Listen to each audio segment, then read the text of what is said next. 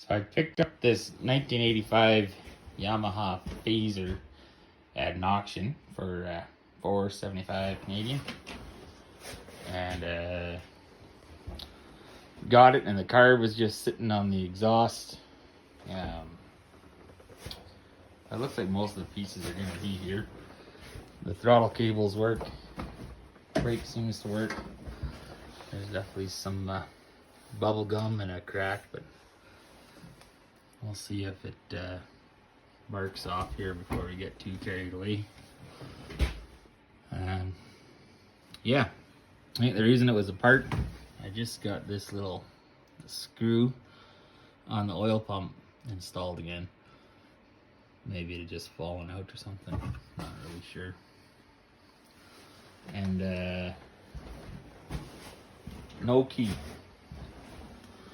So I've just gone ahead and unplugged her and checked for spark, and they are alive, so it's got a fighting chance anyways. And this belt might need to be replaced there before I get too far. Also picked up ice auger at the same auction, $105, so see if that thing gets going too. So I just put some 2-stroke fuel and a little squirter, shot her in the cylinders. Still no carbs installed, but without doing a compression test or anything, we'll just see if it fires up. Alright, time to see if we got just a little life in this thing here.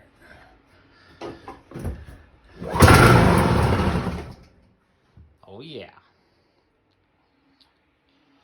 Alright, so I've gone ahead and replaced all the fuel lines, and I changed some of the oil lines there. I put mixed fuel in here to start, just in case the oil pump isn't doing as it's supposed to. I had a quick look at the carbs, just blew them out. They look not too bad. And yeah, just blew with a hose. Just like with my lungs there, some air into the fuel tank just to prime the system. And then I gave her a little squirt in the cylinders of some fuel just to give it a chance of going. So let's give it a pull and see what happens.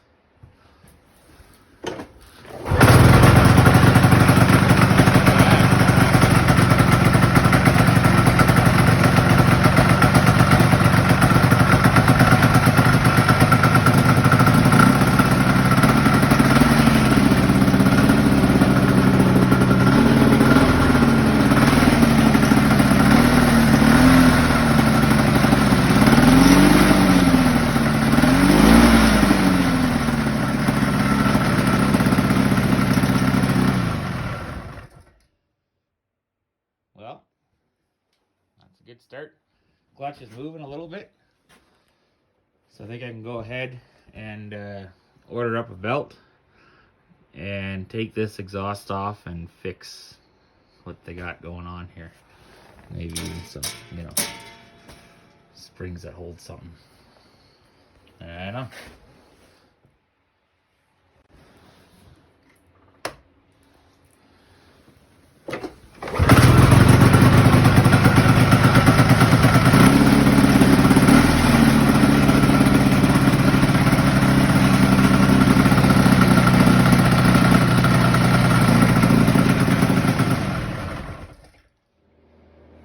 So I ran a compression test. This guy's only getting about 70, and we're up to 110 here. And then I noticed that on the last video of the little run there, the primary clutch was actually moving a bit. So I popped it off using the water freeze method. And you can see crank bearings are pretty loose here. So we're gonna go ahead and pull the engine out and see what we come up with there. And if you've never done it, this is just an M18 1.5 bolt, nothing fancy. Fill it with water on its sides and Teflon tape on the bolt. Put it in there, which I know some guys have success getting it out just like that. This one was pretty stuck, so I just left it in and put it outside. We're about minus 20 degrees Celsius out there right now, and probably about 3 hours later she popped off. I had a bottle of water sitting there just as you know, just to see when it froze, and it had just barely started freezing when that thing was done. So yeah, it pushes it right off, no problem. It was just sitting down there when I came back. So this part's always fun. Just seeing what's been left behind over the years. We got one of the spark plugs. We got probably the screw that came out of that oil pump. Some sort of clamp. And miscellaneous hardware there. And it looks like this one's had a mod. That's where the exhaust used to come out with the old muffler. And then that's where it is now.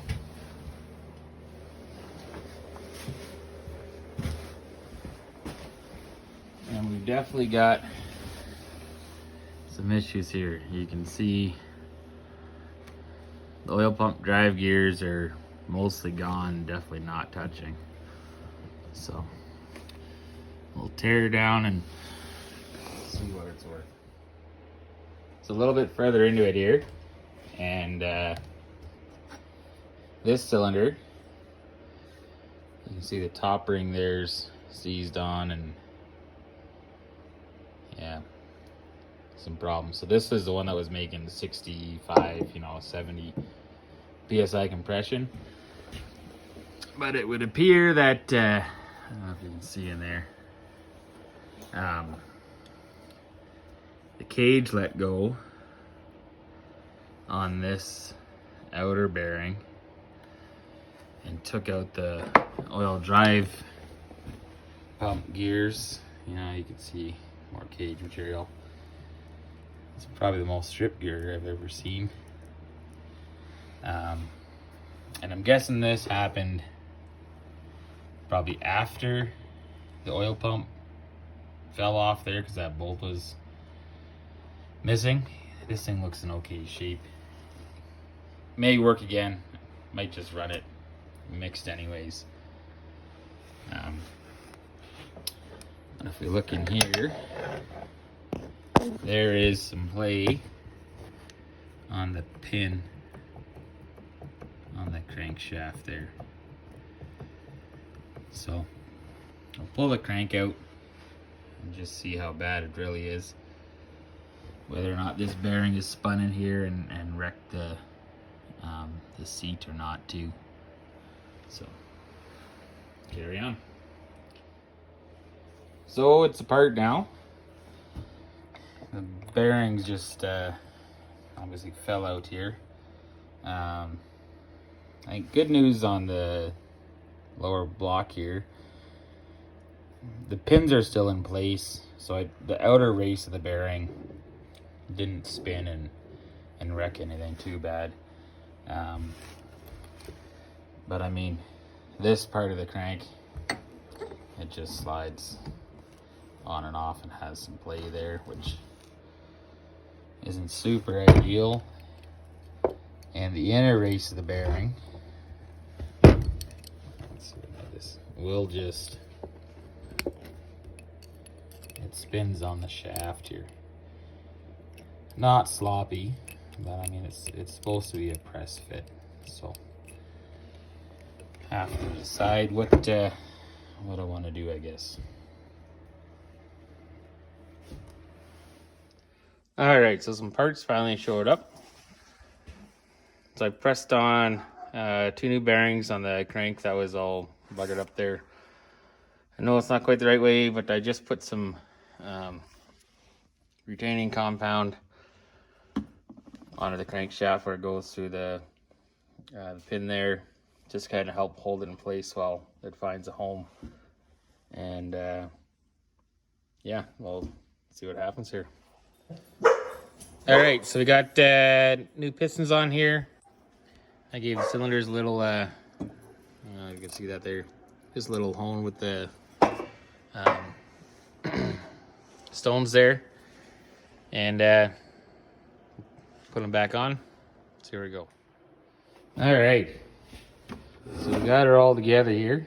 If you've never done it before, the tension on this belt is done with shimming of this pulley in here.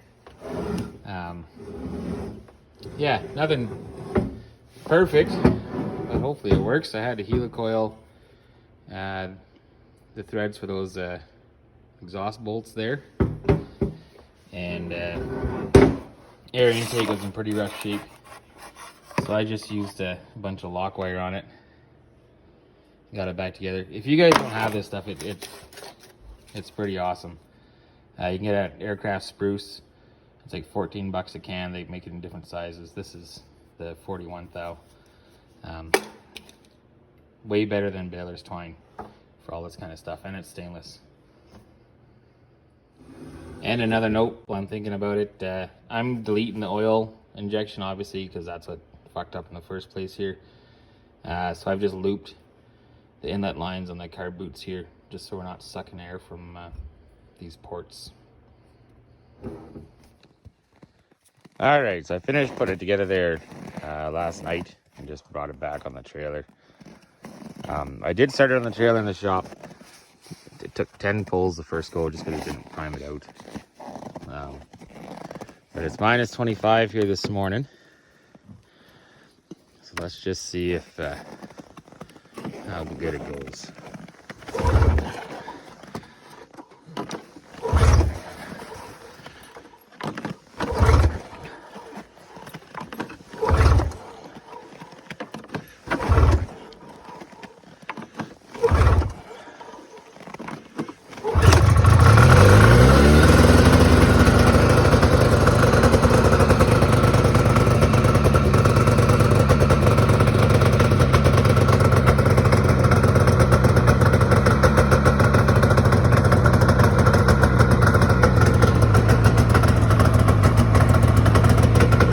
Yeah, I think I'm all right with that. I'm gonna call that complete. I got a cup holder mounted there, and my favorite on the sled, just a milk crate on the back. Good to go.